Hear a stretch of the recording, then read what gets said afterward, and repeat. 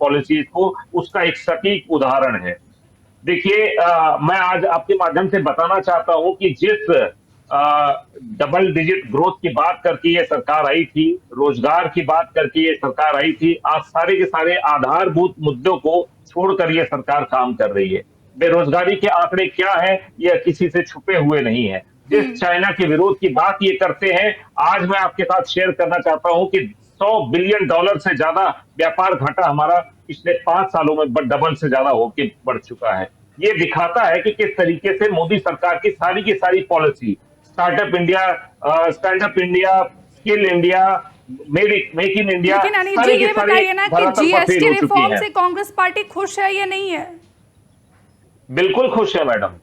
हम तो ये डंके की चोट पर कहना चाहते हैं कि जो कांग्रेस का मैनिफेस्टो था उसको लागू करने के लिए देर से ही सही, जैसे ये किसान कानूनों को वापस लेने में देरी कर दी थी और 750 किसानों की का निधन हो गया था, उसी तरीके से देश के मध्यम वर्ग और देश के 140 करोड़ लोगों से 55 लाख करोड़ रुपए की वसूली करने के बाद ये सरकार जागी है कि किस तरीके से मध्यम वर्ग के परचेजिंग पावर लगातार कम होती जा रही है। ठीक विकास है। जी ने अभी सही कहा कि सप्लाई एक बात है, डिमांड क्रिएट नहीं हो पा रही थी। आज उस डिमांड को क्रिएट करने के लिए इस तरीके से आनंद फानन ने, ये ठीक है सरकार ने सर। ये फैसला लिया है। अवधेश जी। और उसमें एक कैटलिस्ट का काम जो 50% की टैरिफ लगाई गई है वो कर रही है। ठीक है देखिए, अनिल जी। हमें चीजों को एनालाइज करने के पहले समझना पड़ेगा, शब्दों के चयन करने के पहले सोचना पड़ेगा। जैसे अश्विनी जी बोल रहे थे कि आज वो बहुत खुश है, लेकिन ये तो बताएं कि वो दुखी किस बात से, जब वो जीएसटी पनीर पे, खाने की चीजों पे, रोटी पे, चावल पे, बच्चों के स्कूल पे लग रही थी, तब क्या वो खुश थे?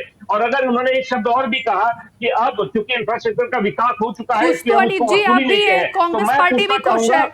ठीक है सर, देर से आए दुरुस्त आए। अश्विनी जी से, हाँ, मैं पूछना चाहूंगा अश्विनी जी से कि क्या आगे सरकार का इंफ्रास्ट्रक्चर पे खर्च करने का प्लान नहीं है? ठीक आप है अनिल देते जी, रहिए, लेते मैं रहिए आपका टैक्स। यही सवाल जो अश्विनी जी सवाल से मूलभूत पूछूंगी, सवाल है, लेकिन ये आप फिलहाल मुझसे अवधेश जी आप पूछिएगा कुछ जरूर। बोलना चाह रहे थे, आप रिस्पॉन्ड कीजिए। देखिए रिद्धि जी, मैं एक बात कहूंगा, बार बार अनिल जी कह रहे हैं वसूली वसूली वसूली, क्या होती है?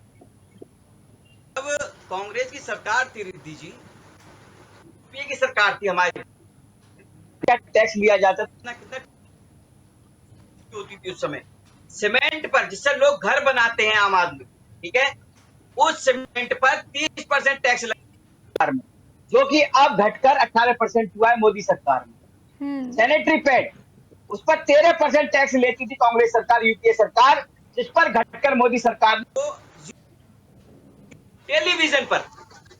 टेलीविजन पर आप देखें तो 30% टैक्स लगता था, रेगुलेटर पर भी 30% टैक्स लेती थी यूपीए सरकार, उस पर घटकर मोदी सरकार ने घटाकर 18% किया है। और मैं बताऊं, जो बेचारा गरीब और मध्यम वर्ग का आदमी यूज करता है, व्यक्ति यूज करता है, उसके बता देता हूं मैं, शैम्पू 30% टैक्स लगता था यूपीए सरकार में, जो घटकर आज 5% हुआ है।